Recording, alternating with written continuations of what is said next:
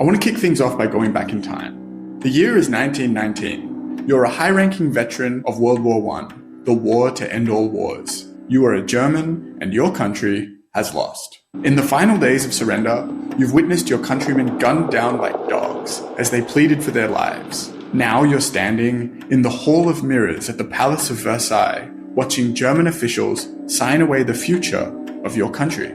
With a heavy heart, you leave the opulence of Versailles and return home to pick up the pieces of your dwindling existence back in the Ruhr Valley. The demons of war haunt your dreams, and you have taken to the bottle.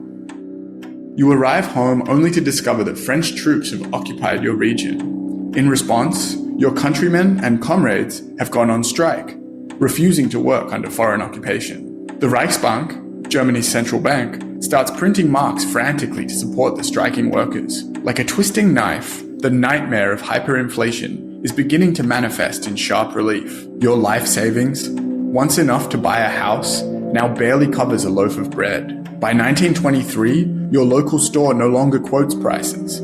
There's simply no point. That cup of coffee you clutch with shaking hands, the price changes before you can finish it. In the ensuing winter, your currency will be burned in fire pits for warmth and stuck to the interior walls of houses as its meager insulating properties far outweigh its value as money. And that, dear friends, is how you completely tank an economy.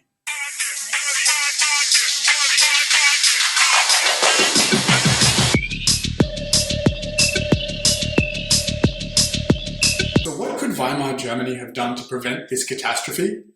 The answer is holding foreign currency. Specifically, holding a currency that has proven its own ability to withstand volatility. This is a property of money that we can call trust.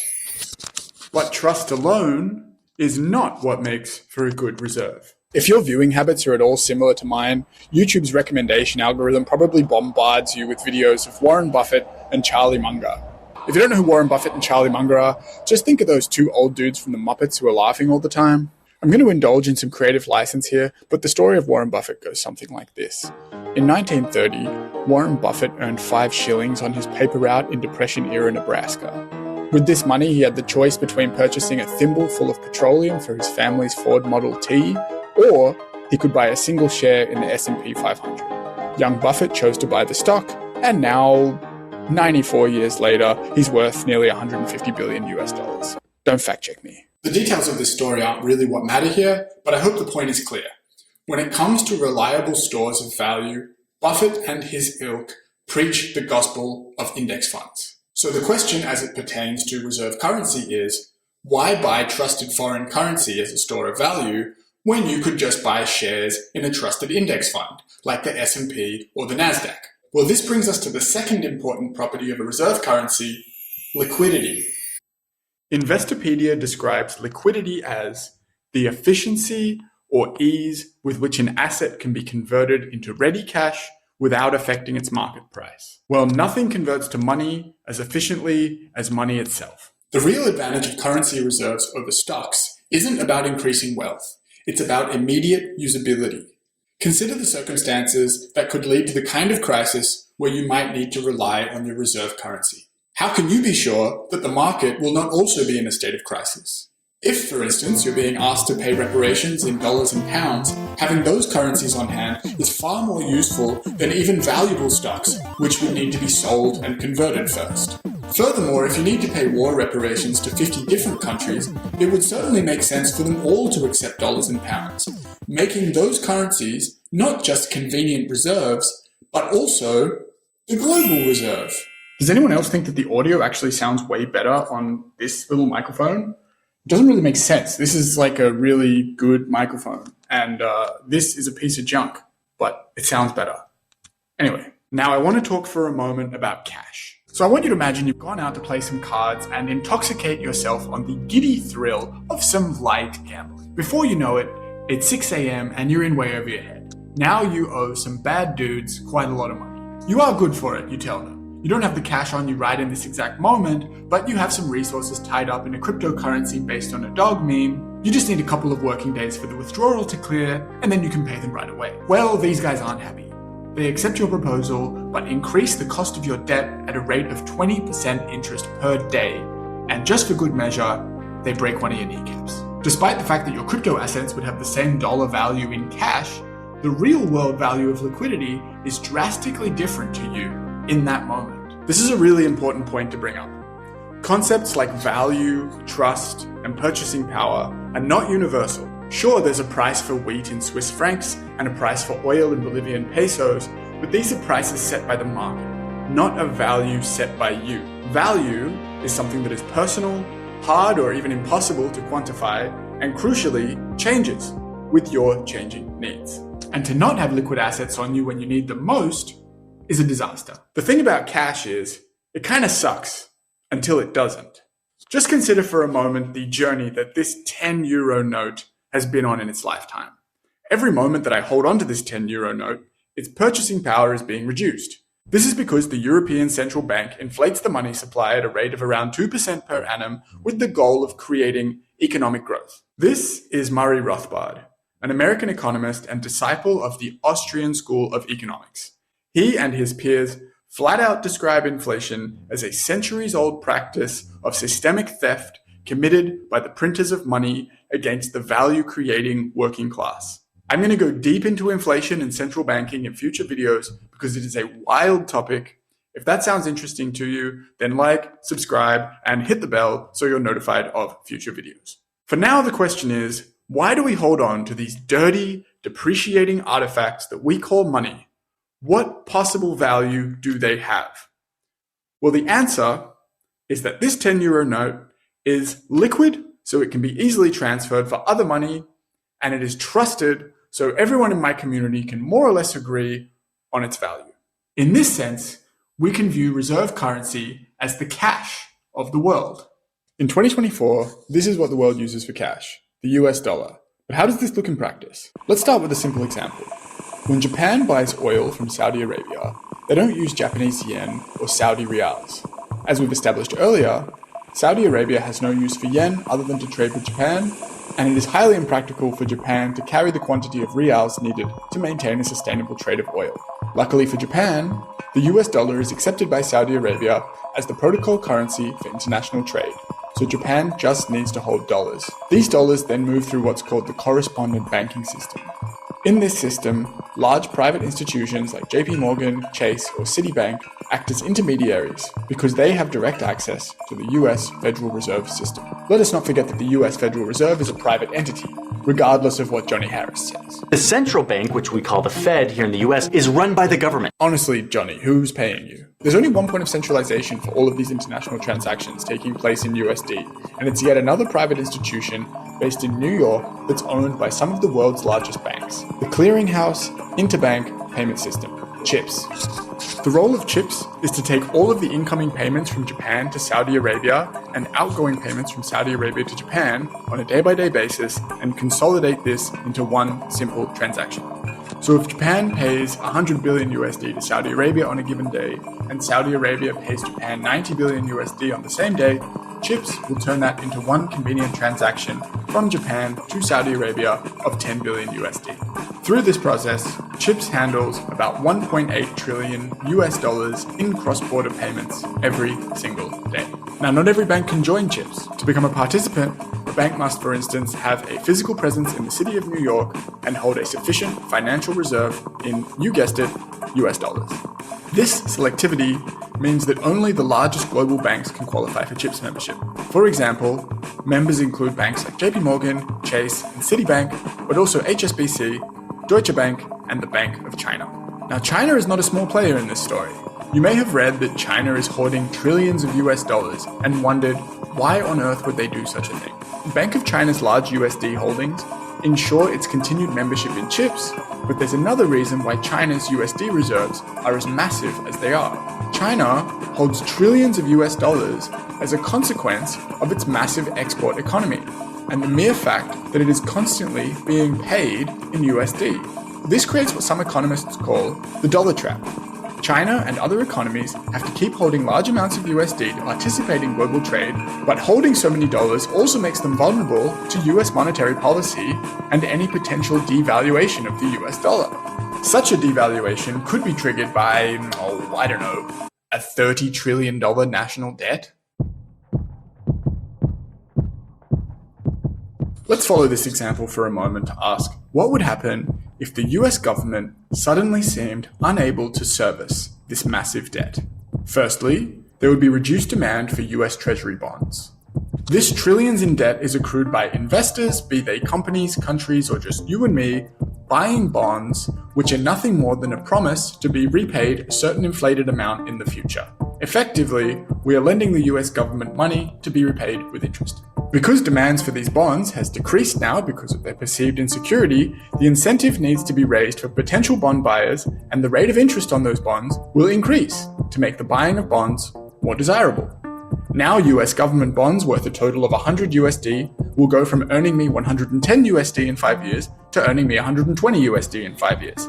Suddenly, a whole bunch of people are clamoring to buy government bonds. And so are the banks. Because the bond business is booming, banks are less incentivized to make their money through offering mortgages and credit cards. Why would they do that when bonds are such a lucrative deal? Banks start to shed mortgages and credit cards from their portfolios. What does this look like in practice? The interest rate on mortgages and credit cards begins to rise as well. Sure, we want fewer mortgages, but if someone's willing to pay this amount in interest, of course we'll take that deal. This is why we don't talk about an interest rate for bonds, an interest rate for mortgages, and an interest rate for credit cards.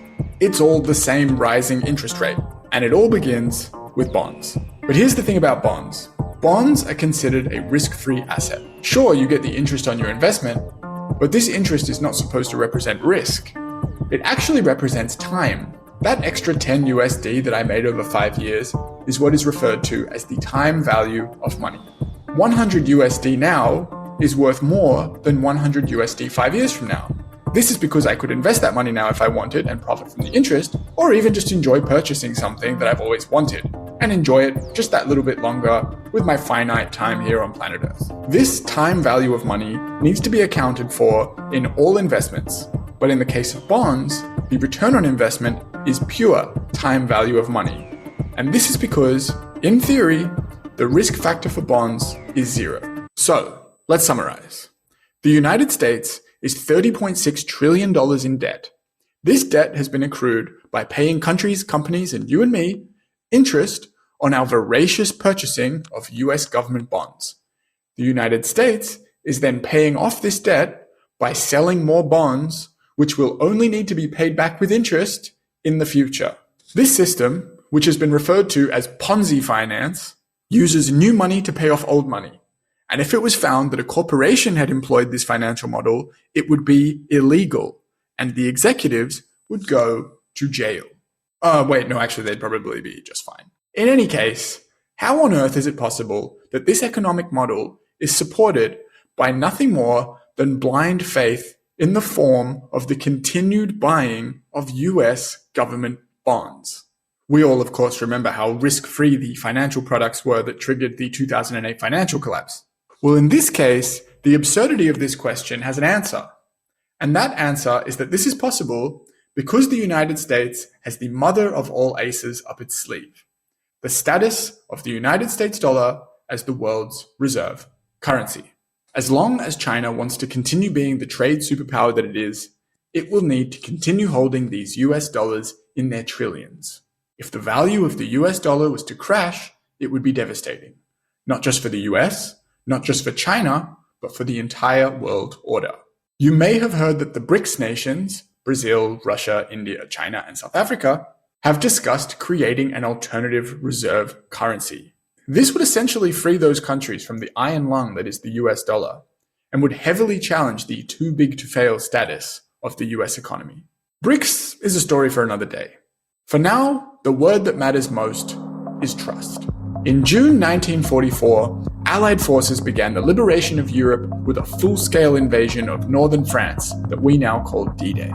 1 month later, in July 1944, over 700 delegates from 44 Allied nations gathered at the Mount Washington Hotel in Bretton Woods, New Hampshire.